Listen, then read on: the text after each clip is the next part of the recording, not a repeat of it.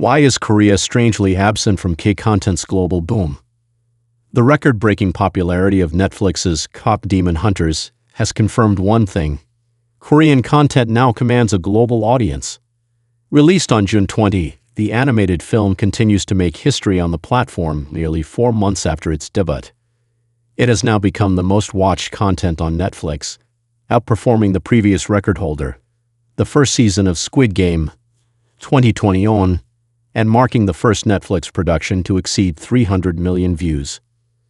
What was initially expected to appeal only to a limited audience, such as young women or K-pop fans, ended up captivating a far broader public, crossing borders and generations.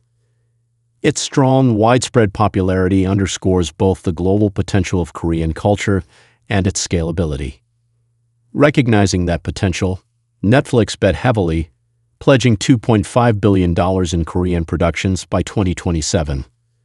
Rivals like Apple TV Plus and Prime Video are also joining the trend, racing to launch their own Korea-themed originals such as KPop and Butterfly. Yet what seems like a triumph for Korean culture raises another question. Why are global streamers driving the biggest Korean projects, and what weaknesses within Korea's own content industry are keeping it from taking the lead? Lack of investment and the vicious cycle. What appears to be a heyday for Korean content stands in stark contrast to the domestic industry, which has been mired in a prolonged slump due to declining investment, weak performance, and low returns. Film production has sharply declined, with reports saying an estimated 25 films are to be produced this year, less than half of the 58 titles made just 5 years ago. The drop is particularly devastating considering that from 2000, often considered the start of the modern heyday of Korean cinema, until the COVID-19 pandemic, Korea's annual film production ranged between 60 and 100 titles. Television, while faring slightly better than film, faces its own difficulties, especially among traditional broadcast networks. Between 2019 and 2023, domestic broadcasters' drama productions fell from 109 to 77, while dramas produced by global streaming platforms jumped more than sevenfold, from 3 to 22, according to the Korea Communications Commission's 2024 report. At the heart of the problem lies the fact that money is not circulating effectively within the domestic ecosystem, leading to fewer productions, especially in the film realm. The limited investment, combined with a constrained distribution system, has created a vicious cycle. Lower returns have led investors to feel reluctant and scale back funding for new projects.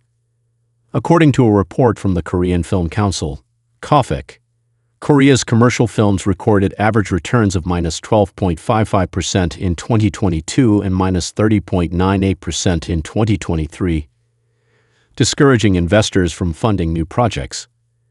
Due to the recent slump in box office performance, the 5 major film investment and distribution companies, CJEE&M, Lot Entertainment, Plus M Entertainment, New and Showbox, have continued to either suspend or refrain from making new investments, KOFIC noted.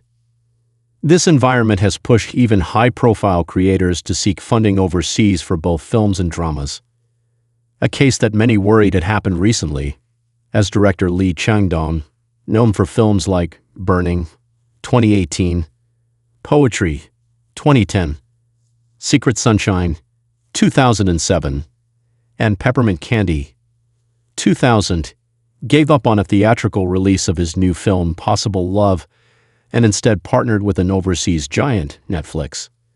This came as a shock to many in the Korean film industry, as even those once thought to have little trouble securing funding. Legacy filmmakers like Lee have found themselves turned away by the traditional film system, highlighting how even its most respected auteurs are no longer immune to the industry's decline. The director reportedly returned his government funding for his new film from the Ministry of Culture, Sports and Tourism after failing to secure additional domestic investment. He'd ultimately turned overseas, receiving funding from Netflix. The film, which stars Jeon Do-yen, Sul Kyung-gu, Seo In-sung, and Cho Yo-jong, is now set for release on the platform, switching from a vicious to a virtuous cycle. For investors to actively fund projects, A stable system that promises efficient returns is essential, one that ultimately encourages reinvestment in new content. In other words, a virtuous cycle needs to be established. In Korea, however, this cycle stands weak and imbalanced. Professor Ko Sam-seok of Dongguk University, who wrote Next Hallyu, noted that Korea excels in production. However, it is weak in investment, distribution, and revenue sectors. If we simply look at the broadcast media or the K-drama sector, while production capabilities are strong, securing investment remains challenging. So much of it relies heavily on platforms like Netflix, Professor Ko said. The same goes for distribution. Currently, Korea lacks its own strong global distribution network.